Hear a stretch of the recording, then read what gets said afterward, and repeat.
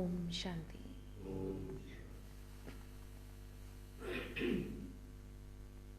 आज प्यारे बाप दादा के महावाक्य हैं। आज बाबा ने कहा, मीठे बच्चे, बाबा तुम्हें नई दुनिया के लिए नया ज्ञान देते हैं। क्या कर रहे हैं बाबा? जिससे सूर्यवंशी घराना स्थापन होता है, उस घराने के तुम अभी मालिक बन रहे हो। बाबा तुम्हें नई दुनिया के लिए नया ज्ञान दे रहे हैं, जिससे सूर्यवंशी घराना स्थापन होता है और उस घराने के तुम मालिक बन जाते हो। आज बाबा ने प्रश्न पूछा, किस बात का निश्चय पक्का हो तो वर्षे के अधिकारी सहज बन सकते हैं? किस बात का निश्चय पक्का होगा तो वर्षे के अधिकारी सहज बन सकते हैं? किस बात का निश्चय?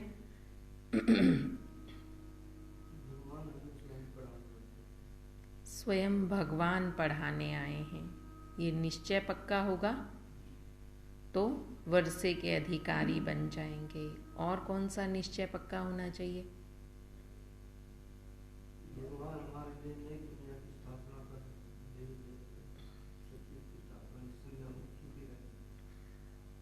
और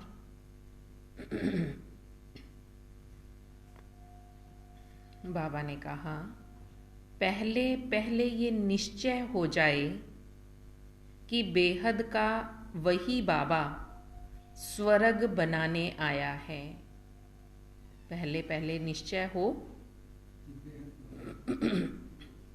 कि बेहद का वही बाबा स्वर्ग बनाने आया है। धंधाधोरी करते ये याद रहे कि हम उस बाबा के बच्चे हैं। हम स्वर्ग के मालिक बनेंगे तो अपार खुशी रहेगी और सहज ही वर्षे के अधिकारी भी बन जाएंगे। हम स्वर्ग के मालिक बनेंगे, ये अपार खुशी रहेगी तो सहज ही वर्षे के भी अधिकारी बन जाएंगे। पक्के निश्चय वालों को अपार खुशी का पारा चढ़ा रहता है। अगर खुशी नहीं होती तो समझना चाहिए मुझे पाई पैसे का भी निश्चय नहीं है। अगर खुशी नहीं है तो बाबा कहते हैं समझना चाहिए मुझे पाई पैसे का भी निश्चय नहीं। गीत है जिस दिन से मिले हम तुम, नया दिन लागे नई रात लागे। लगता है ऐसा? बच्चे बाबा को कह रहे हैं कि जिस दिन से बाबा हमें आप मिले हो, उस दिन से दिन और रात वही है, लेकिन हमें हर दिन और हर रात नई नई लगती है। ओम शांति। ये किसकी महिमा की? परम पिता परमात्मा की। उनको कहा ही जाता है परम धाम में रहने वाला परम प्रिय परम पिता परमात्मा। तुम अनुभवी बच्चे हो जिनको परम पिता परमात्मा ने अपना बनाया है। तुम बच्चों ने फिर परम पिता परमात्मा को अपना बनाया है। बाबा कहते तुम अनुभवी हो जिनको परमपिता परमात्मा ने अपना बनाया है, और परमपिता परमात्मा ने तुम्हें अपना बनाया है। हमें अपना बनाया तो बाबा कहते हैं अनुभवी होना। कितनी बड़ी बात है कि हमने परमात्मा को अपना बनाया और परमात्मा ने हमें अपना बनाया है। परम अर्थात परे ते परे। अब आत्मा को बुद्धि में आता है हम आत्मा वास्तव में परम धाम में परम पिता परमात्मा के पास रहने वाले हैं। दुनिया में और किसी को भी ये नॉलेज नहीं है।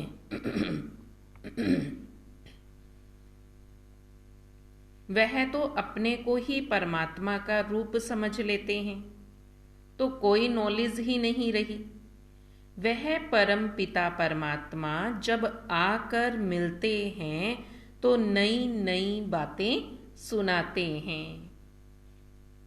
नई दुनिया के लिए है नई बातें। नई दुनिया में नया दिन नई रात होगी। पुरानी दुनिया में पुराना दिन और पुरानी रातें हैं, अर्थात बहुत दुख है। अनेक प्रकार के दुख हैं। मेजॉरिटी सब दुखी हैं। रात को काम कटारी चलाते हैं, दिन में भी पाप करते रहते हैं, तो दुख ही हुआ ना। नई दुनिया में सदैव सुख ही सुख रहता है, यह तो जरूर बुद्धि में रहेगा। नई दुनिया में सूर्यवंशी श्री लक्ष्मी श्री नारायण की राजधानी थी। ऐसे नहीं कहा जाता कि प्रिंस प्रिंसेस की राजधानी थी। राजा रानी की ही राजधानी कहा जाता है। बरोबर सतयुग में श्री लक्ष्मी श्री नारायण का घराना है। स्वर्ग होने कारण बहुत सुख है। उस सुख के लिए तुम बच्चे पुरुषार्थ करते हो। वह है पावन राजधानी। बाबा तुमको उस नई दुनिया का मालिक बनाते हैं। उसी समय विश्व में और कोई घराना व धर्म नहीं रहता। जब कोई को समझाते हो तो फिर लिखवाओ कि हाँ ये यथार्थ बात है। घड़ी घड़ी रिवाइज करने से निश्चय होगा। नई पावन दुनिया में बरोबर यथा राजा रानी तथा प्रजा सब पावन होते हैं, सदा सुखी रहते हैं। अब तो सदा दुख ही दुख है।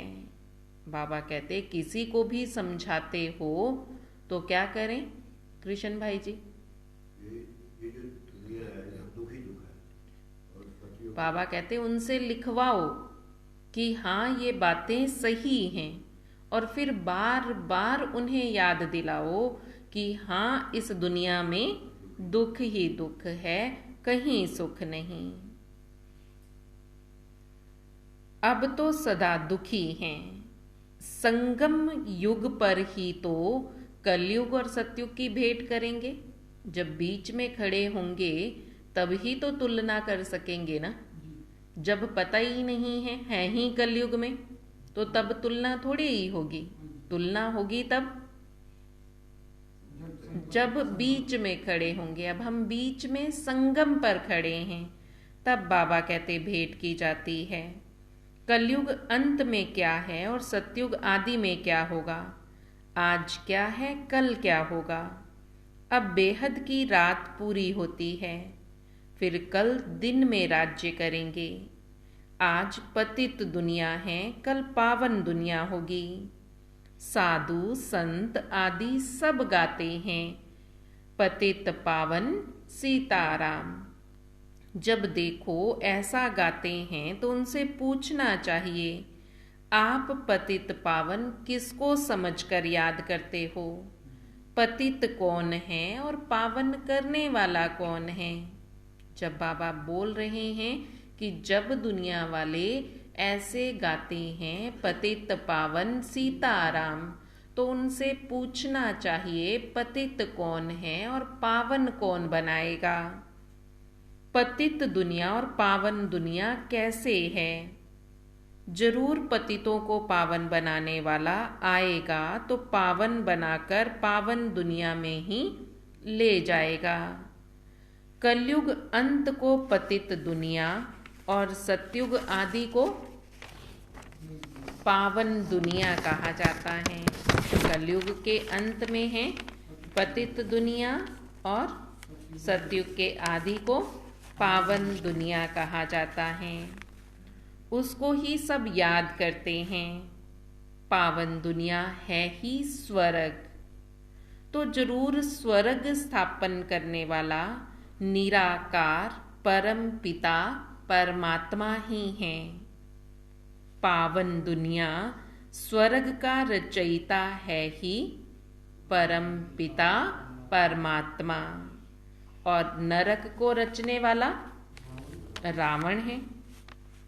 नरक के रचयिता रावण की महिमा नहीं होती है, स्वर्ग के रचयिता परमपिता परमात्मा की ही महिमा गाई जाती है। मनुष्य जानते ही नहीं कि उनको जलाते क्यों रहते हैं। नाम भी देखो कैसा रख दिया है, रावण। इन जैसा मनुष्य कोई हो ना सके। मनुष्य तो पुनर्जन्म लेते हैं, नाम रूप सबके बदलते जाते हैं। रावण का कभी नाम रूप बदलता नहीं है।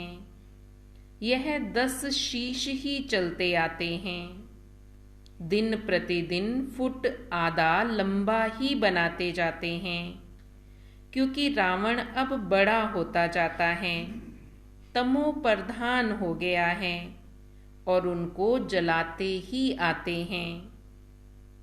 अभी तुम समझते हो पतित कौन बनाता है। इन 5 विकारों को ही रावण कहा जाता है। यही दुख देते हैं, पतित बनाते हैं, तो इन विकारों को छोड़ना चाहिए। साधु संत आदि बहुत करके ये विकार ही दान में लेते हैं। कहते हैं अच्छा झूठ बोलना हमको दे दो। अक्सर करके काम विकार के लिए कहते हैं मास में 1-2 बार जाओ, कोई हर्जा नहीं। परंतु बाबा तो यहाँ 5 विकारों की बात करते हैं। बाबा कहते काम महाशत्रु है, तुम्हें इस पर जीत पानी है। सिर्फ एक चोर को पकड़ेंगे तो फिर दूसरा चोर चोरी करने लग पड़ेगा। बाबा कहते सन्यासी आदि तो सभी विकारों को जीतने के लिए कहते ही नहीं हैं। वो कहते कोई बात नहीं कि मास में 1-8 बार विकार में गया तो कोई हर्जा नहीं। पर बाबा ने स्पष्ट कह दिया है काम महाशत्रु है। अगर एक चोर भी छोड़ दिया तो उसके साथ साथ दूसरा, तीसरा, चौथा तो अपने आप आ जाएंगे। दूसरे चोर भी फिर चोरी करने लग पड़ेंगे। तो ये है कोई को भी समझाना बहुत सहज है। बाबा कहते हैं उनको समझाओ, क्योंकि दुनिया वाले कह देते हैं कि गुस्से के बगैर काम नहीं चलता, काम विकार के बगैर सृष्टि कैसे चलेगी। तो अगर एक भी चोर हुआ तो एक चोर को हम चोरी करने दे देंगे, चल कोई नहीं तो कर ले, तो दूसरे चोर भी वो भी तो चोरी करेंगे ना। फिर वो थोड़ी आराम से बैठेंगे, वो भी चोरी करने लग पड़ेंगे। तो बाबा कहते ऐसे ऐसे तुम्हें समझाना है। पतितात्मा महान आत्मा नहीं कहा जाएगा। पतित परमात्मा महान परमात्मा भी नहीं कहेंगे। पतित आत्मा बनती है तो पावन कौन बनाएगा? जरूर परमात्मा ही तो बनाएंगे ना। जरूर भगवान के लिए ही इशारा करेंगे और सबकी नजर भी ऊपर ही जाएगी। भला वह कब आएंगे? उनका नाम क्या है? भारत में शिव जयंती तो प्रसिद्ध है, उनका नाम ही है शिव, और कोई नाम नहीं देते। बुद्धि में लिंगाकार की ही फोटो आएगी। सोमनाथ कहेंगे तो भी बुद्धि में वही लिंगाकार ही आएगा। अभी तुम्हारी आत्मा जानती है परमात्मा भी हमारे जैसा ही स्टार है। यह जो सितारे हैं इनको ही नक्षत्र देवता भी कहते हैं, नक्षत्र भगवान नहीं कहेंगे। जो सितारे हैं इनको नक्षत्र देवता कहेंगे। बाबा कहते हैं इनको नक्षत्र भगवान नहीं कह सकते। वास्तव में तो यह देवता भी नहीं है, यह तो नक्षत्र सितारे हैं। तुमको भगवान थोड़े ही कहेंगे। तो परमात्मा है बिंदी, परंतु उनकी पूजा कैसे करें? इसलिए भक्ति मार्ग वालों ने लिंग रूप बना दिया है। इतनी बड़ी चीज है नहीं, आत्मा तो छोटी बड़ी होती नहीं, तो उनको बड़ा बनाना भी रोंग हो जाता है। कोई मनुष्य को परमात्मा का यथार्थ ज्ञान है ही नहीं। ये बड़ी महीन बातें हैं। कहते हैं एकदम बिंदी है, उनको याद कैसे करें? अरे आत्मा को अपने बाप को याद करना तो बहुत सहज है। सिर्फ बाप की महिमा न्यारी है, आत्मा तो एक जैसी ही है। बाबा की महिमा सबसे न्यारी है। तो बाबा क्या समझा रहे हैं? बाकी आत्माएं तो सबकी एक जैसी है। फिर आत्मा में ही जैसे संस्कार होंगे वैसे ही आत्मा कहा जाएगा। अच्छे संस्कार अच्छी आत्मा, महान आत्मा, पावन आत्मा।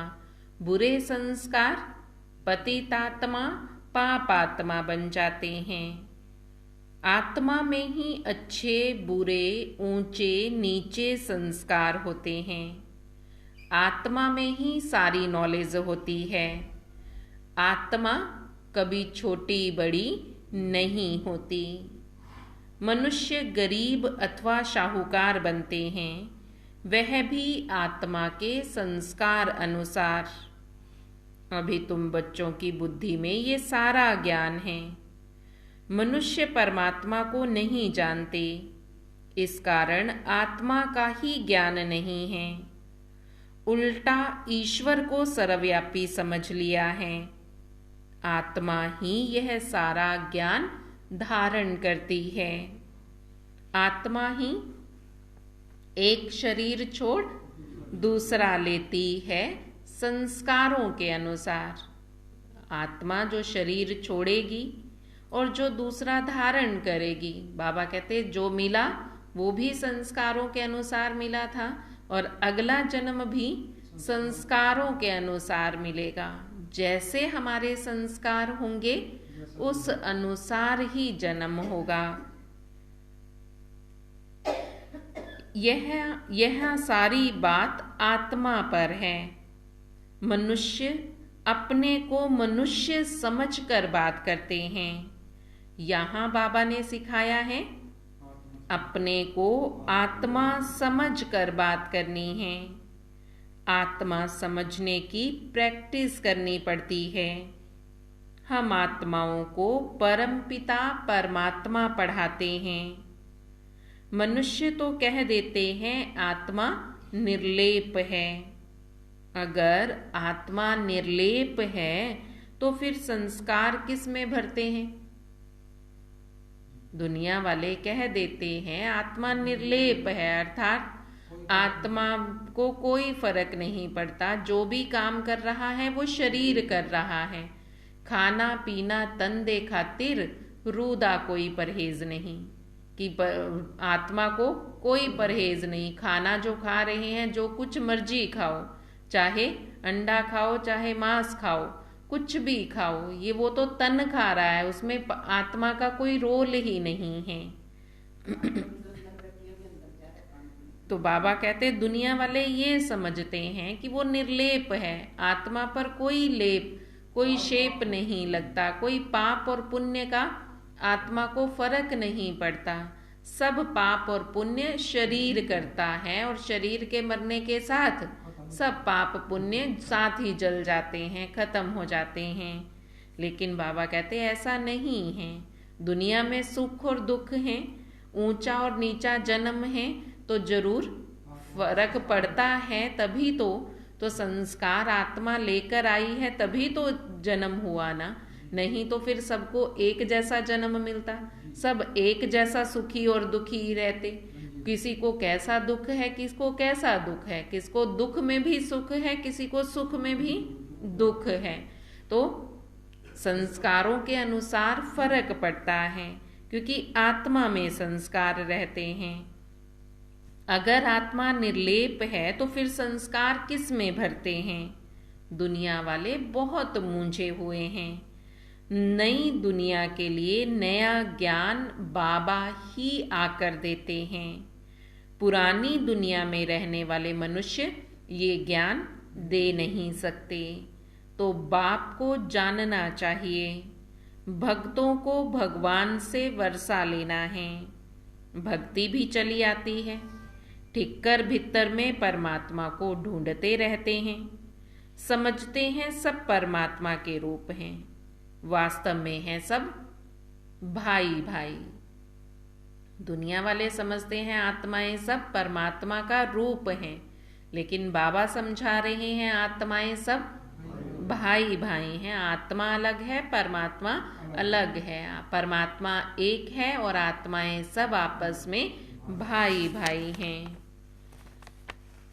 लक्ष्मी नारायण से लेकर जो भी मनुष्य मात्र हैं सब भाई भाई हैं, सब आत्माएं भाई भाई हैं। तो बाबा कहते सब मतलब चाहे वो देवी देवताएं हैं, श्री लक्ष्मी श्री नारायण से लेकर के सब मनुष्य मात्र, जितने भी मनुष्य हैं सब भाई भाई हैं। अथवा अब ब्रह्मा के बच्चे बने हैं तो भाई बहन हो गए। आत्मा के नाते से हम सब भाई भाई हैं, और ब्रह्मा बाप के बच्चे बन गए अब तो भाई बहन हो गए, क्योंकि प्रजापिता ब्रह्मा की औलाद है ना। अगर शिव की औलाद कहेंगे तो भाई भाई कहेंगे, निराकारी आत्माएं कहेंगे, और ब्रह्मा की औलाद कहेंगे तो उस नाते से हम भाई बहन हो जाते हैं। परंतु फिर गृहस्थ व्यवहार में आने से भाई बहन का भान भूल जाते हैं। अगर वह ज्ञान रहे तो फिर विकार में जा ना सके। बाबा कहते फिर पवित्र रहेंगे। अगर ये भान रहे कि हम ब्रह्मा के बच्चे, हम भाई बहन हैं, तो फिर विकार में नहीं जा सकते। गृहस्थ व्यवहार में आने से फिर भाई बहन का भान भूल जाता है। अभी फिर बाप समझाते हैं तुम्हें विकार में नहीं जाना है, तुम एक बाप के बच्चे आपस में भाई बहन हो। अभी ब्रह्मा सामने बैठे हैं, तुम उनके बच्चे ब्रह्मा कुमार ब्रह्मा कुमारियां हो। यह युक्ति है गृहस्थ व्यवहार में रहते पवित्र बनने की। बाबा क्या युक्ति बता रहे हैं? कौन सी युक्ति बताई? कि ब्रह्मा बाबा को हमेशा सामने देखो, हम ब्रह्मा बाबा के बच्चे, ब्रह्मा कुमार कुमारियां, एक बाप के बच्चे, आपस में हम भाई बहन हैं। तो बाबा कहते जब ये समझेंगे तो फिर विकार में नहीं जाएंगे, पवित्र रहेंगे। जनक का भी मिसाल है ना। क्या मिसाल दिया जनक का? पहले सिर्फ एक एक बात का निश्चय हो जाए कि बाबा आया हुआ है स्वर्ग बनाने, बस ये तीर लग जाए तो झट बाप का बन जाएंगे। कौन सा? एक ही बात पर बाबा कहते निश्चय हो जाए कि परमात्मा बाप आए हैं हमें पढ़ाने के लिए, साथ ले जाने के लिए, पवित्र बनाने के लिए। निश्चय हो जाए, तीर लग जाए तो झट बाबा का बन जाएंगे। बाबा कहते तुम हमारे बन जाओ तो मैं तुमको स्वर्ग का मालिक बना दूंगा। क्या कह रही हैं बाबा माता जी?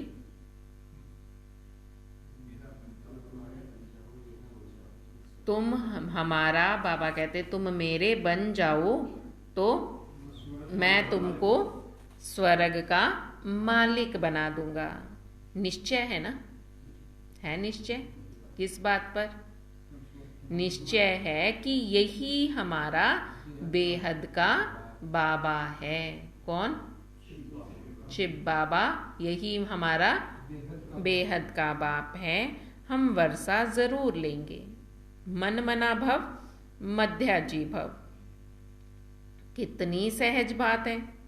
धंधाधोरी करते बुद्धि में ये स्मृति रहे कि हम बाबा के बच्चे हैं, हम स्वर्ग के मालिक बनेंगे, तो ये खुशी रहेगी। यह 84 जन्मों का चक्र है। 84 जन्म सिर्फ सूर्यवंशी देवी देवताओं के ही हैं। तुम जानते हो हम स्वदर्शन चक्रधारी हैं। सिर्फ चक्र कहने से जन्म सिद्ध नहीं होता, इसलिए कहना है कि हम 84 जन्मों का चक्कर लगाते हैं। बाबा कहते खाली चक्कर कहने से जन्म सिद्ध नहीं होते, इसलिए 84 जन्म कहने हैं कि हम 84 जन्मों का चक्कर लगाते हैं। इसको कहा जाता है स्वदर्शन चक्रधारी बनना। 84 जन्मों को जानने वाले ही स्वदर्शन चक्रधारी हैं। तो बाप भी याद आएगा, 5 युग भी याद आएंगे। अब फिर जाता हूं स्वर्ग में। हमारे 84 जन्म पूरे हुए। बुद्धि में चक्र फिरता रहे और शरीर निर्वाह अर्थ काम भी करते रहें। इसको कहते हैं स्वदर्शन चक्र फिराना। क्या कह रहे हैं बाबा? बुद्धि में ये चक्र फिराते रहो और शरीर निर्वाह अर्थ हाथों से काम भी करते रहो। इसी को स्वदर्शन चक्र फिराना कहा जाता है। बाबा ने कहा है स्वदर्शन चक्र का ज्ञान मेरे भक्तों को भी देना है।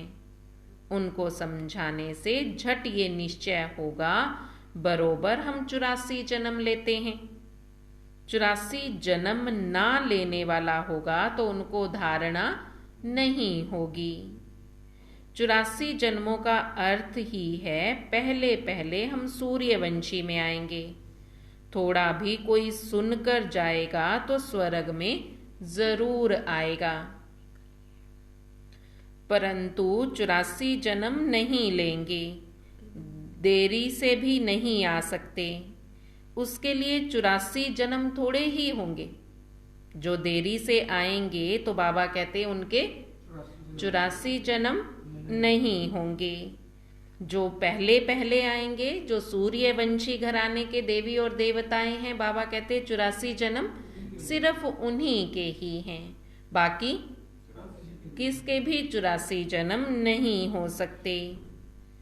परंतु 84 जन्म नहीं लेंगे, देरी से भी आ सकते हैं। उनके लिए फिर 84 जन्म थोड़े ही होंगे। ये ज्ञान की बहुत महीन बातें हैं जो शरूर बुद्धि बच्चे ही समझ सकते हैं। जिनकी बुद्धि बहुत अच्छी है, बाबा कहते कुछ बातें वही बच्चे समझ सकते हैं। स्वर्ग का रचयिता शिव बाबा हम बच्चों के लिए स्वर्ग की रचना रच रहे हैं। हम शिव बाबा के बच्चे हैं। बाबा कहते ये बातें सदा हर एक को याद रखनी हैं। चलो जो ज्ञान की गुह्य बातें हैं, महीन बातें हैं, बाबा कहते वो तो सब नहीं समझ सकते, लेकिन मैं शिव बाबा का बच्चा हूँ। बाबा स्वर्ग की रचना रच रहे हैं, हमारे लिए रच रहे हैं। बाबा कहते ये बातें तो हर कोई याद रख सकता है। बाकी ज्ञान की महीन बातें ढेर हैं, कितना हिसाब किताब है। फिर भी बाबा कहते अच्छा, अगर इतने गुह्य राज नहीं समझते हो तो भला बाप का बनकर वर्षा तो ले लो। चलो इतने गहरी बातें नहीं समझना चाहते, नहीं समझ में आ रही तो कोई बात नहीं, लेकिन बाबा का बनकर बाबा से वर्षा तो लेना है ना। ये नशा रहना चाहिए कि बाबा हमारे लिए स्वर्ग की रचना रच रहे हैं। परंतु बाबा कहते ये नशा रहना चाहिए कि बाबा हमारे लिए स्वर्ग की रचना रच रहे हैं, परंतु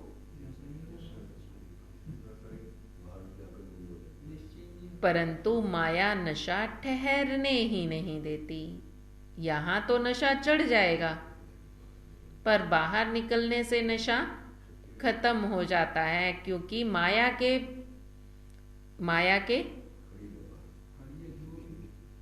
चंगुल में आ जाते हैं या माया के साथ मिल जाते हैं।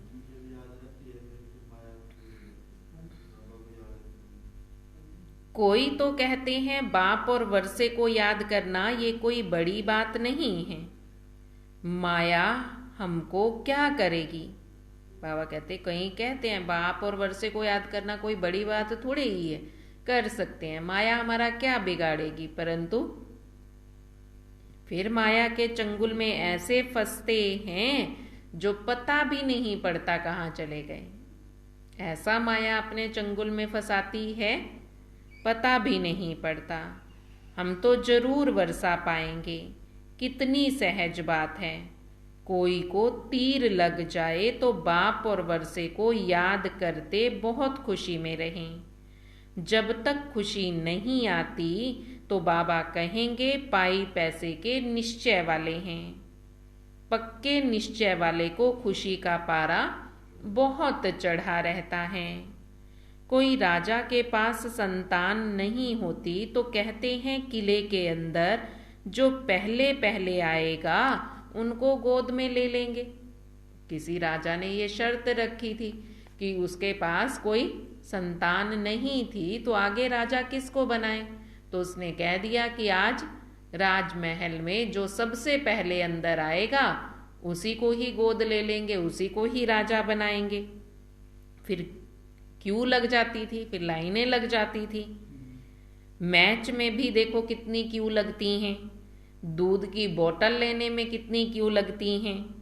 पहला नंबर जाने के लिए सवेरे उठकर जाकर खड़े रहते हैं। जिसको जो चीज चाहिए होती है, किसको कोई कहीं की टिकट चाहिए, जैसे गैस का सिलेंडर भरवाना है, तो बाबा के जमाने में दूध की बोतल लेने में लाइनें लगती थी। आजकल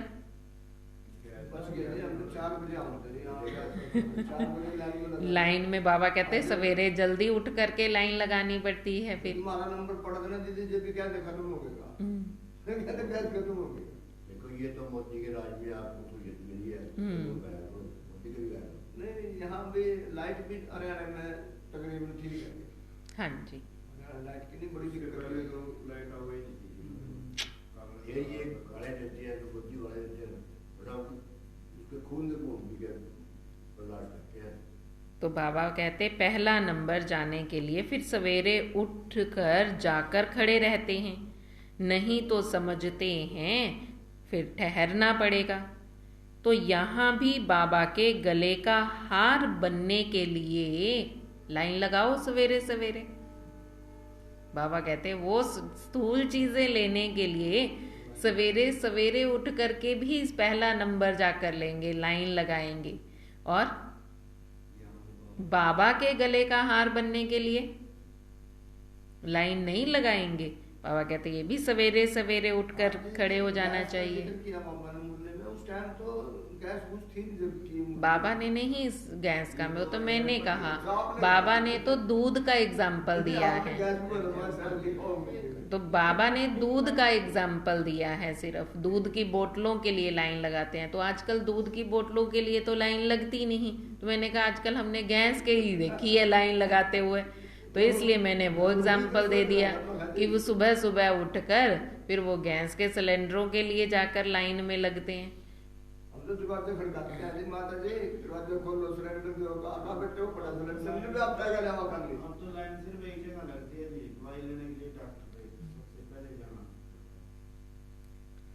तो यहाँ भी बाबा के गले का हार बनने के लिए क्यू है, लाइन है, सारा मदार है पुरुषार्थ पर, क्योंकि बनने तो बाबा के गले के हार 108 की माला है और इससे बड़ी माला तो पहनेंगे नहीं। तो बाबा कहते बाबा के गले के हार बनना है तो पुरुषार्थ करना पड़ेगा, बाबा को याद करना है। ये बुद्धि की दौड़ है। कौन सी दौड़ लगानी है? बुद्धि की दौड़, बाबा को याद करना, पुरुषार्थ करना, ये दौड़ लगानी है। बाकी काम आदि भल करते रहो। आत्मा की दिल यार डे और हथ कार डे। आशिक माशुक एक जगह बैठ थोड़े ही जाते हैं। काम काज आदि सब कुछ करते बुद्धि उनकी तरफ रहती है। तो यहाँ भी बुद्धि एक के साथ चाहिए जो हमको स्वर्ग का मालिक बनाता है। जो टाइम मिलता है उसमें पुरुषार्थ करो। बाबा कहते जितना भी टाइम मिले, जो भी टाइम मिले, क्या करना है? उसमें पुरुषार्थ करना है। गृहस्थ व्यवहार में भी रहना है। यह कोई कर्म संन्यास नहीं है, शरीर निर्वाह तो करना ही है। गृहस्थ व्यवहार में भी रहना है। बाबा कहते शरीर निर्वाह अर्थ काम तो करना है, ये कोई कर्म संन्यास नहीं है कि आप अपने काम छोड़ करके बैठ जाओ। भी हमें तो बाबा को याद करना है। बाबा कहते ये कर्म संन्यास नहीं, ये तो गृहस्थ व्यवहार में रहते हुए, काम धंधा करते हुए, हथ काटे दिल यार्डे, काम करते हुए बाबा को याद करते रहना है। शरीर निर्वाह भी जरूर करना है। बाप अब ब्रह्मा तन में आकर कहते हैं मैं तुम्हारा बाप हूँ, हम तुमको स्वर्ग का मालिक बनाता हूँ, तुम हमको अपना नहीं बनाओगे? बाबा पूछ रहे हैं मैं तुमको स्वर्ग का मालिक बनाता हूँ तो तुम मुझे अपना नहीं बनाओगे? मेरे बने हो तो अब मेरे साथ ही योग रखो, बाकी सबके साथ योग तोड़ दो। मतलब बाकी किसी को याद नहीं करना, मेरे बने हो तो सिर्फ अब मुझे याद करो। अब पहले अब तक दुनिया वालों के थे, रिश्तेदारों के, संबंधियों के थे, उन्हें याद करते थे। अब बाबा के बने हैं तो बाबा कहते मुझे ही याद करो, मेरे साथ योग लगाओ। मेरे बने हो, मेरे साथ योग लगाओ। और मेरे बनकर फिर तुम पवित्र नहीं बनोगे तो नाम बदनाम करोगे, और नाम बदनाम किया तो सजा खाएंगे। मेरा बनकर बाबा कहते अगर तुम पवित्र नहीं बनोगे, पवित्र नहीं रहोगे तो क्या होगा? नाम बदनाम करेंगे, और नाम बदनाम किया तो बहुत सजा खानी पड़ेगी। फिर कहा भी जाता है सतगुरु का निंदक ठोर ना पाए। सतगुरु के निंदक को ठोर माना स्वर्ग में जगह नहीं मिल सकती, स्वर्ग के द्वार जा नहीं सकता। इसलिए बहुत खबरदारी रखनी है। बाबा कहते हैं ऐसे कोई भी काम ना हो जो बाबा की निंदा हो, इसलिए खबरदारी रखनी है। अच्छा, बाप दादा मात पिता जिससे स्वर्ग के सदा सुख का वर्षा लेते हो, स्वदर्शन चक्रधारी बन राज्य भाग्य लेते हो, ऐसे बाप दादा का सिकी लदे बच्चों को याद, प्यार और गुड मॉर्निंग। रूहानी बाप की रूहानी बच्चों को नमस्ते। रूहानी बच्चों की रूहानी बाप दादा को दिल व जान, सिक व प्रेम से नमस्ते, नमस्ते, नमस्ते जी। शुक्रिया बाबा, शुक्रिया। धारणा के लिए मुख्य सार है, बाबा के गले का हार बनने के लिए बुद्धि की दौड़ लगानी है। बाबा के गले का हार बनना है तो बुद्धि की दौड़ लगानी है। याद की यात्रा में रेस करनी है। क्या करना है? बाबा के गले का हार बनना है, तो बुद्धि की दौड़ लगानी है, माना बाबा को याद करना है और याद की यात्रा की ही रेस करनी है। उसने इतनी देर याद किया तो आज मैं उससे ज्यादा याद करूंगा, ये रेस करनी है। शरीर निर्वाहार्थ कर्म करते स्वदर्शन चक्र फिराना है। शरीर निर्वाहार्थ कर्म करते हुए स्वदर्शन चक्र फिराना है। कभी भी सतगुरु का निंदक नहीं बनना है। नाम बदनाम करने वाला कर्म नहीं करना है। आज का वरदान है, सतगुरु बाबा आज वरदान दे रहे हैं, अपने बचे हुए तन मन धन को, अपने बचे हुए जो आपका बचा हुआ तन मन धन है, उसे ईश्वरीय कार्य में लगाकर जमा करने वाले सदा सहयोगी भव। आपका जो तन मन धन बचा हुआ है, बाबा कहते वही आप सेवा में लगा लो। सेवा में लगाएंगे तभी जमा होगा, और जमा बाबा के समय पर सहयोगी बनेंगे तो बाबा भी उस सहयोग का रिटर्न करेंगे। अगर नहीं बनेंगे सहयोगी तो बाबा फिर रिटर्न नहीं करेगा। लास्ट में जब विनाश हो रहा होगा तब हम कहेंगे बाबा आपका है, सब कुछ आप ही ले लो, सब कुछ समर्पण करेंगे, तो उस समय बाबा भी नहीं लेगा। उस समय पर दान नहीं लगेगा। तो बाबा कहते हैं अब जो कर सकते हो, अब अपने तन मन धन को ईश्वरीय कार्य में लगाओ, उसे जमा करो। लगाना मतलब हम किसको दान नहीं कर रहे, ना शिव बाबा को दान कर रहे हैं, ना बहनों को दान कर रहे हैं, हम अपना जमा कर रहे हैं। जो जितना करता है उसका बैंक बैलेंस उतना जमा होता है। जो जमा कर जितना करेंगे उतना उसे ब्याज सहित मिलेगा, और इस ईश्वरीय बैंक का ब्याज पदम गुना है।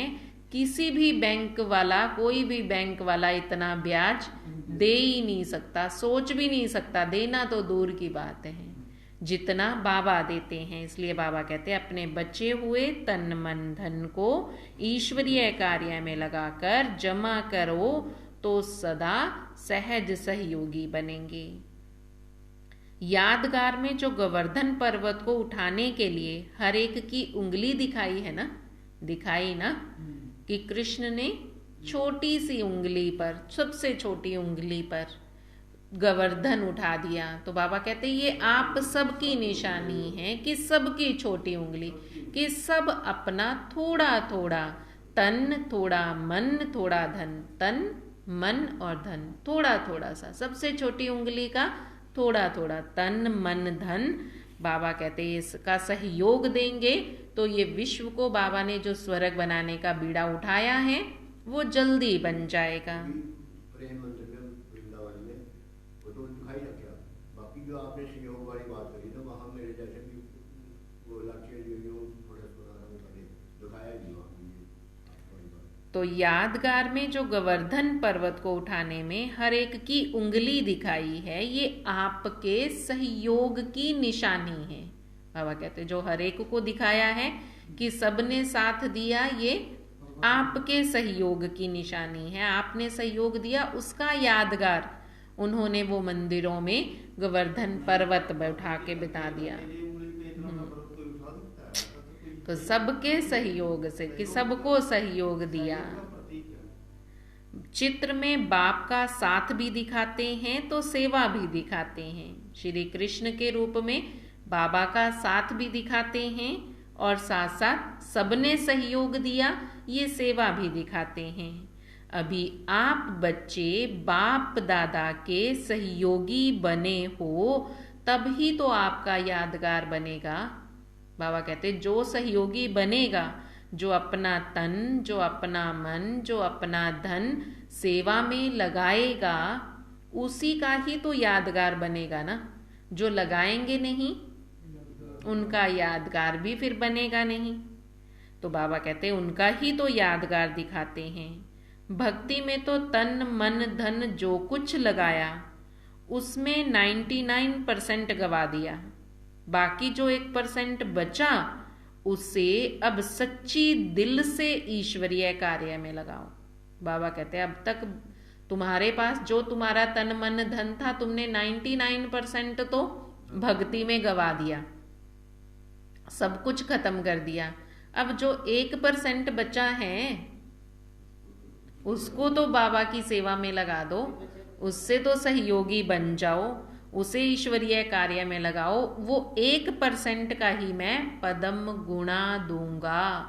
ये बाबा वायदा करते हैं कि सच्ची दिल से वो जो 1% आपके पास बचा हुआ है, बाबा कहते उसे ईश्वरीय कार्य में लगाओ तो फिर पदम गुणा जमा हो जाएगा।